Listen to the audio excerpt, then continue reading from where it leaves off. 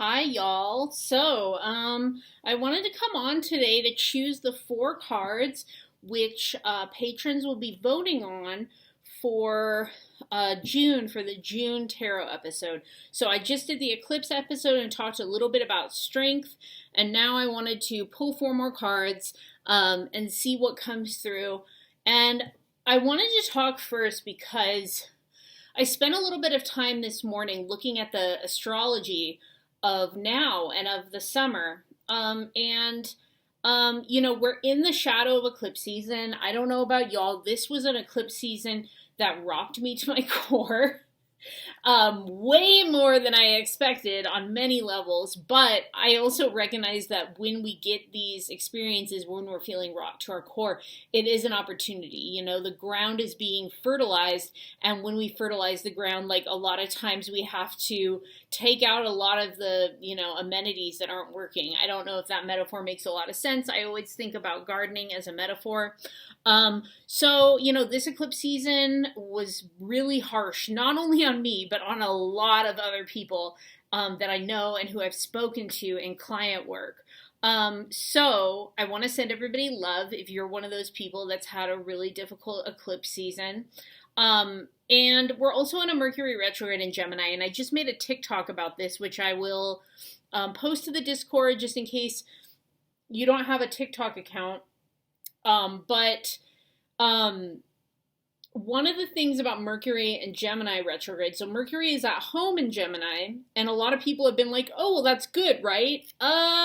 So Mercury rules communication or is associated with communication, as is Gemini. Gemini is really associated with like sharing information, sharing facts, storytelling, all of that. So basically, with all of that considered, we could be having a lot of relational issues during this next few weeks. I think Mercury retrograde goes direct after June 6th, but it will still be in its shadow period. So we're looking at, not only the potential devastation of what the eclipse season has done, but we're also really feeling guarded and maybe a little bit blocked in communication. So you really want to be careful with your words. You want to be careful with your words because what can happen is if you have people in your life that you're communicating with who already have an issue with direct communication, who already have an issue with maybe being passive aggressive or manipulative in some way, or if you have those issues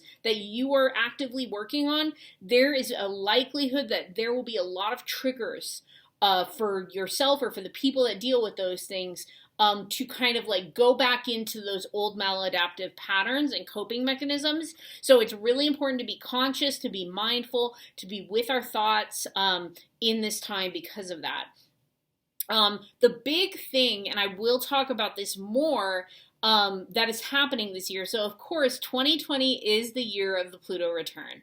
And what the Pluto return means, if I haven't talked about it enough, is it's the United States Pluto return. We as humans will never go through a Pluto return because it takes like 250 years. Some of us, if we live well into the hundreds, like maybe we'll go through a Pluto opposition Pluto. And then around middle age, we go through Pluto square Pluto, which I am completing right now. It happened for my generation a little bit earlier. It started around 35, 36. So with all that said, we're in the Pluto return. Everything that politically is happening right now, it makes a lot of sense. We have, these really restrictive laws being passed that are really going to affect people's uteruses, birthing people. That is incredibly oppressive, incredibly damaging, and just flat out unfair and unjust. And what we see with this, there's going to be marginalized people that are most affected. BIPOC, working class people with uteruses are most going to be affected by this. And because we see like a massive continuation of prison population, and we see, our Democratic president, who was supposed to be the better of two options, and he probably is the better of two options, is still putting more funding into police, into military, still not giving stimulus packages to people that have lost their jobs. We see still not a lot of options for housing, affordable housing, no options for student loan forgiveness. occupation of Somalia, like there's a lot of stuff happening under Biden's watch that is disappointing to say the least. So what we see is like we're still in the Pluto return. It doesn't really matter who's in office. We are in the US Pluto return. This is going to be a tough year, and we hit that exact moment of the US Pluto return in February, on February 22nd. And then we're moving into the next one, July 28th. So the thing is, end of July, y'all, and beginning of August, we've got this power-packed week of intensity, because not only do we move into the next exact United States Pluto return, but a few days after that, we have Uranus and Mars in an exact conjunction with the North Node in Taurus. So we've got these three highly intense planets or planetary bodies, meeting in Taurus at 18 degrees. So pay attention, to your Taurus placements, to what house you have Taurus in. That's where this energy is going to be concentrated. But the thing about this is, Uranus is technically associated with Aquarius. In evolutionary astrology especially, we think of it associated with Aquarius, which is the main lineage of astrology that I have studied. And the thing with that is that Uranus represents like technology, innovation, revolution, systemic change, like social contracts on like a collective level, like communities, communal type of situations, a lot of stuff. And with Taurus, we think about abundance, sexuality, land, harvest, like I really think when I think of Taurus as like deep relationship with the land, because it's also an earth sign. So when I think about earth signs, I think about relationship to the body, relationship to ancestors, and relationship to the environment that we live around. A lot of people just think of it as money. I think it's a lot more than that. Like when I do tarot readings, yeah, definitely not thinking of the pentacles as being solely about work and money. It's about everything in our material existence.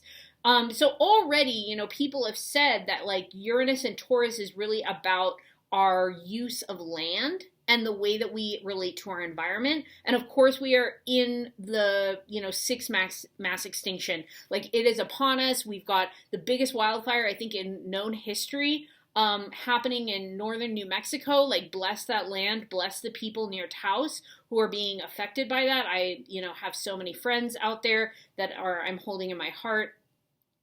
We're going through devastating changes with climate change.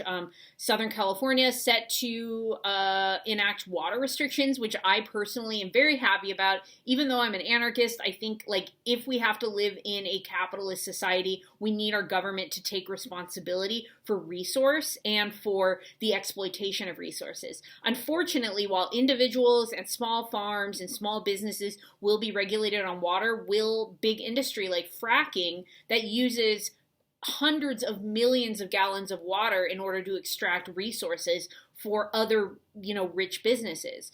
So I'm kind of going off about that, but I've been thinking a lot about, I think constantly about, our declining Colorado River that they say only has maybe a few more years, the drought, the massive wildfires they're expecting this year to be worse than the previous years.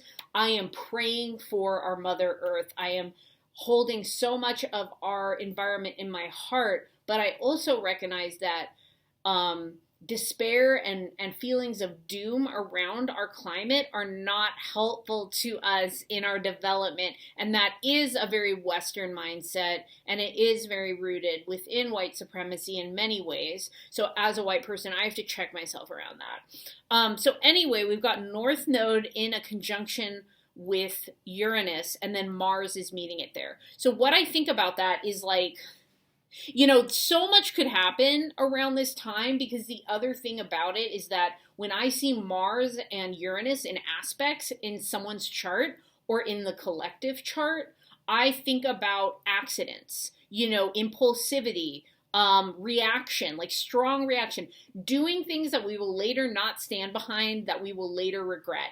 That really comes through for me when I think about Mars and Uranus. And because the North Node in evolutionary astrology really represents this whole idea of our path forward, My concern with that is how this week between, July 27th, July 26th, and March 2nd is going to manifest in our world. I did get cut off there because I tried to keep my computer from freezing. So hopefully this transition is smooth. So all of that said, pay attention to where Taurus is. I've been saying this, but this aspect, this event, astrological event, is major. This is a major astrological year, which I'm sure a lot of you already know. But I want to just, call attention to that 1 week that we have where we have the Pluto return, the second exact Pluto return, followed by Uranus and Mars on the North Node. I'm opening up my class, Rising Above the Wound, which is about shadow work in the United States Pluto Return. It talks about ancestor work, inner child work, and how transformative justice and community care are the evolved Pluto. So I'm going to open that up for July. It was open earlier this year. I closed it, reopening it in July. Stay tuned. I'm also going to be closing Tarot School for Liberation after August, so I can rework it and relaunch it on a different platform than Teachable.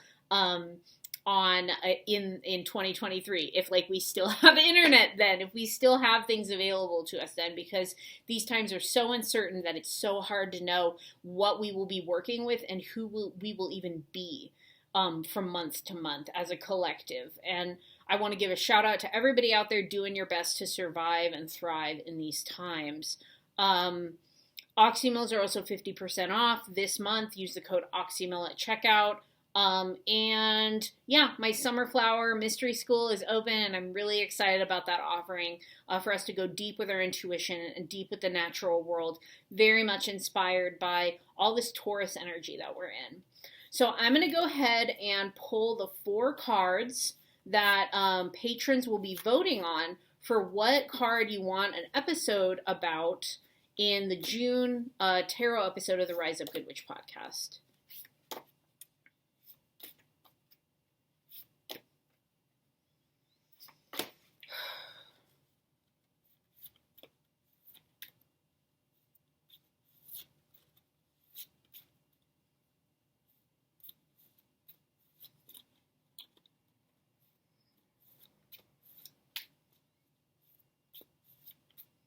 Okay.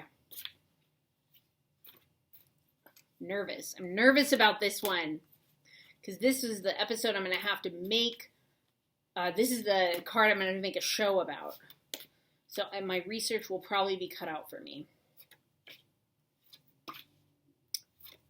You kidding me here, y'all? Okay, here's what we've got going on. We've got the Hierophant, the Emperor reversed. I'm going to just say it's the Emperor reversed.